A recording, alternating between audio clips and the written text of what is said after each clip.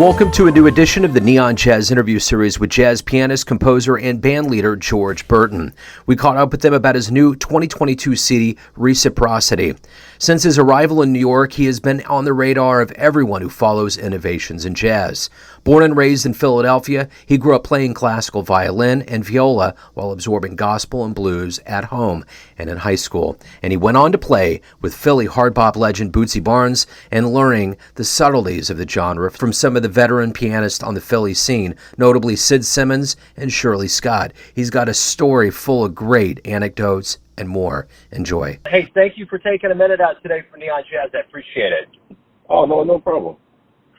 So I really enjoy the new album, Reciprocity. And before we get into kind of the artistic nuts and bolts of this project, I want to know, how does it feel after 2 years of COVID and very few live shows in the world kind of it kind of got turned upside down for artists? How did this release feel for you? It's interesting. It's a mix of a lot of emotions. The release is it's not brand new actually. It came out during COVID, during the pandemic, and it didn't, a lot of things were up, a lot of things were down. So it was released and then it didn't make it to like radio, but it's okay, I guess, the release. I mean, now that it's out and it's getting radio play and all of that starting to happen, the potential for live shows, how does that feel? I mean, it feels great. I mean, I want to get the music out there. I want to, it's play it, get more people exposed to the music.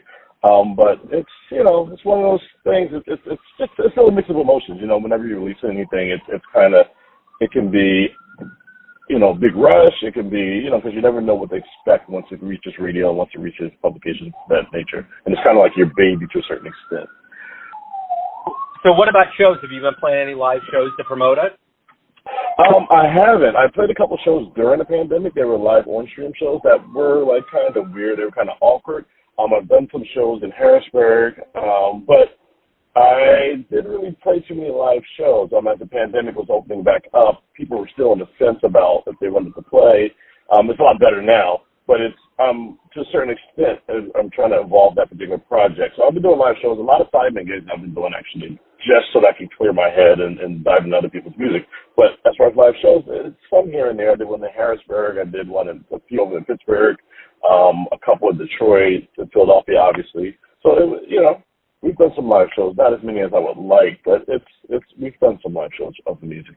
So talk to me a little bit about how you put this album together. What was the vision for this album? The vision for this album was pretty, I don't know. Over the years, of my idea of music has become a very wide slab of mixing a lot of different things. And when I went to put together this album, I had a few tunes, quite a few tunes that I knew were a little bit different, and a few ideas and a few concepts that I was trying to put in play. But the hardest thing for me was trying to put them all together on one album and make them fit, where it's not, one track after another track after another track of like the same type of tunes. And I'm really big into, the history of the music and talking to elders and everything. So at the time when I started putting together this album, I was touring with the Sonora Orchestra at the time, which I had access to Marshall Island, for 2 months in Europe. So we talked a lot and I interviewed him myself and talked about music. And one of the things that I went about it was like, this was his idea of music is what I wanted to get through in this particular album more than anything else. You have all these different styles of music, all these different styles of tunes, and trying to put them together, but the idea of what music actually is what I was really trying to get across, as best as I could from my perspective, and from a perspective of somebody who has been doing it for longer than anybody on this planet, maybe, who's actively playing jazz. So what do you ultimately hope the listener gets from this album? I don't really have any expectations from the listener. I kind of, I just hope they enjoy the music, and get something out of it. As Marshall was saying, on some of the tracks on the album, it's like music can be music is more than as jazz players and as musicians, we can get into the technical aspect of it all. What chords are this and what style did this come from and this and that, this and that. But from that perspective, I want the listeners to get an honest experience, an experience that kind of maybe moves them a little bit, maybe has them rethink, have other thoughts in their minds, like not get so obsessed with, the technicalities of the music itself. So it's a point where they can breathe, listen to music and actually breathe and have a honest reflection on whatever they're checking out or going through. You're from Philadelphia originally. When you grew up, you were playing the violin and the viola. And I'm curious, when did that crossover begin for you, where you were either listening to jazz or decided that was going to be your path? I grew up playing violin and viola, but I actually was already playing piano. So I was playing violin and piano, but later on I started playing viola. Obviously I was classical. My mom was a violin teacher for 30 years, and my dad was a piano teacher, so I was deep into music. And my training, it wasn't until I got to high school that I met a few cats that they were like the cool kids in school, and I was, the only guy with the violin. And I was like, well, I'm trying to play in the jazz bands and everything, and they were like, well, we don't really need a violin. And I kind of was like, well, I play piano too. So that's kind of how it happened in a very basic way. But that it's ever since then, it's been just my direction. Who were early influences for you? What music were you listening to? Or what was the first live jazz show you saw that was really magnanimous?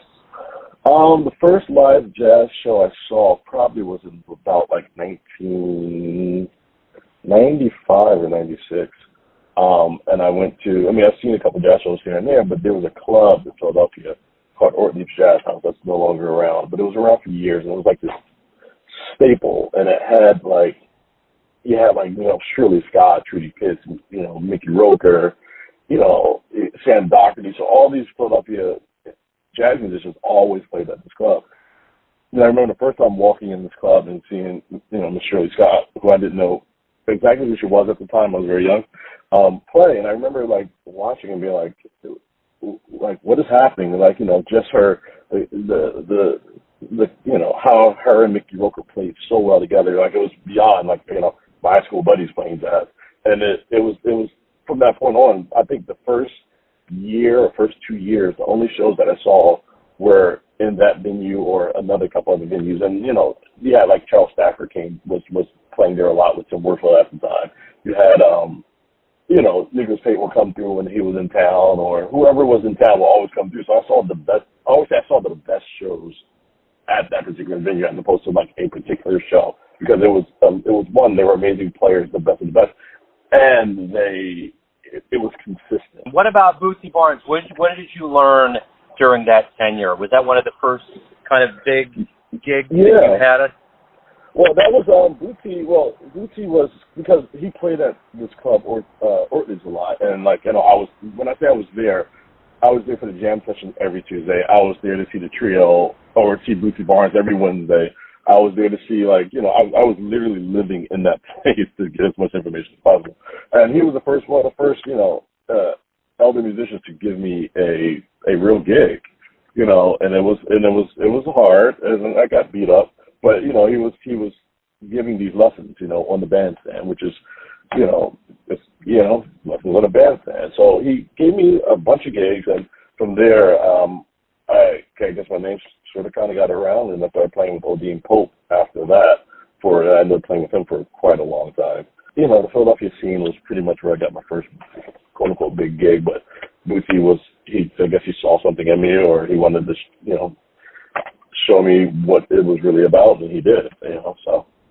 Well, the one thing that jazz has always been really good about is that the elder statesmen, they've always passed that torch along, and you've been around elder statesmen and a lot of kind of the older esteemed musicians. What did you learn from them that you in turn teach younger musicians that you get around? Oh, that you just can't stop learning.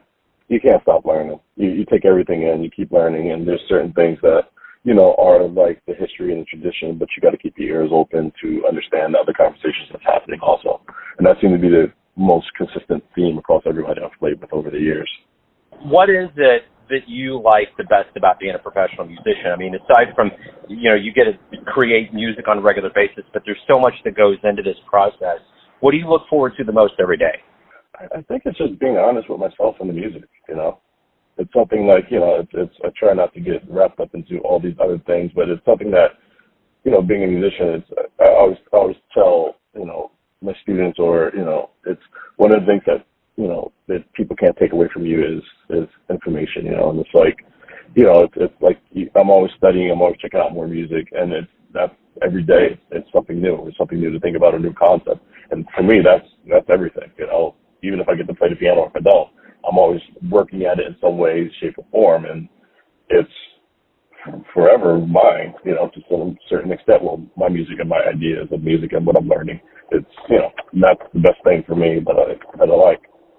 What do you like the best about being a part of the Philadelphia jazz scene? What is it that is the best part of it? It's funny that you say that. I've been living in Brooklyn for a long time, almost a couple of decades. But I'm clearly from the Philadelphia jazz scene. And I was talking to somebody about this the other day. It's Philly is probably, from my opinion, probably is one of the best learning cities for the arts as a child. When I was growing up in Philly, then we're talking about not just the Philly jazz scene, we're talking about the Philly scene in general. Because I play violin, I was around like people like Renard Edwards, who's the violist in the Philadelphia Orchestra, and like a lot of these orchestra members would come into the jazz clubs, and the jazz cats would go over to, to check out the orchestras and everything. But these are also the same cats that would pass their names around and be like, hey, we heard this one kid, you should check him out. And then we all get like lessons with all these amazing players across the board, that they were willing to give their time to, like Bootsie. Was just like, I'm going to put you on a gig so that you can learn how to do this. And that's something that it's a universal thing in Philadelphia. Even Diane Monroe, who's, I don't know if you know, she's, jazz violinist, and a classical violinist, and she put me on my first, opera gig, which was like mixing. But they're always willing to support their scene and the cats that are coming up in their scene, as if, and they teach you the whole time, like, don't do this, don't do that. And, it becomes, it's Philadelphia, it's our thing, it's passing that torch, passing that information. It's literally what the city itself does. Jazz scene, the classical scene, even the fringe music scene, the art scene, the dance scene, and all kind of runs that same way, which is pretty amazing to me. And I haven't seen it to that level since, even all the years I've been in New York. If you could go back in time, you could get into a time machine and see any performer in the realm of jazz perform live, where are you going? Who are you going to see? It will honestly be, being from Philly, there's a certain time frame of like when, the cats were like, doing this. And I got to see McCoy Tyner quite a few times before he died. But I have this thing where I wanted to see McCoy Tyner with like John Coltrane in that very specific period. Like the stories that I hear about what was actually happening versus what we hear on the records was like two totally different things. And it's like that McCoy or that band during, that time period was one of, like, if I could go back, I would just 1 hour, that would make my world. You've got a lot of mileage on your jazz odometer, so to speak, and I'm curious, if you go back to when you were just starting out to become a professional musician, you have a dream tonight, you run into your younger version, and you could give that young version one piece of advice based on what you've learned throughout all these years. What would you tell your young version? Oh, that's a hard one. Just, my thing is just, I was saying this earlier, just try to be as honest with yourself as possible. There's so many different influences and so many different opinions. And, one of the things that we all get often caught up in is living through somebody else's opinion as opposed to living through ourselves. It's a relatively simple question, but it's actually quite deep. Why do you love jazz? It's relatively simple, but it's not. Why do I love jazz? I mean, I don't know if I so wholeheartedly just love jazz. I'm an individual I'm just generally into music all the way around the board. Jazz is just the style of music that I've chosen to express myself for, which I think I can express myself the best with. And I love it. It's the history but I'm still the type of person who's checking out everything else also, So it's just the means of how I can express myself the best, if that makes sense. So everyone has a perception of you, your family, your friends, your fans, but ultimately you live your life. You have a perception of you. Who do you think you are?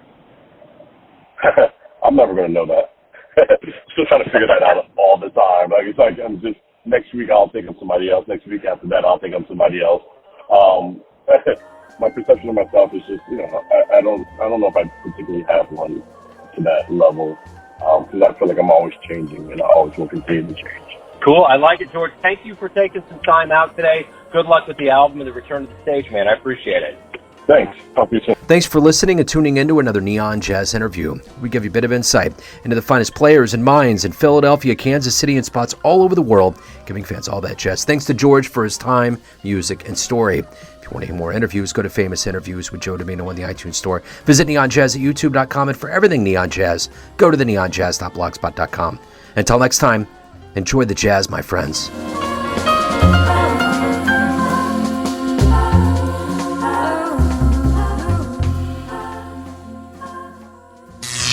Neon Jazz.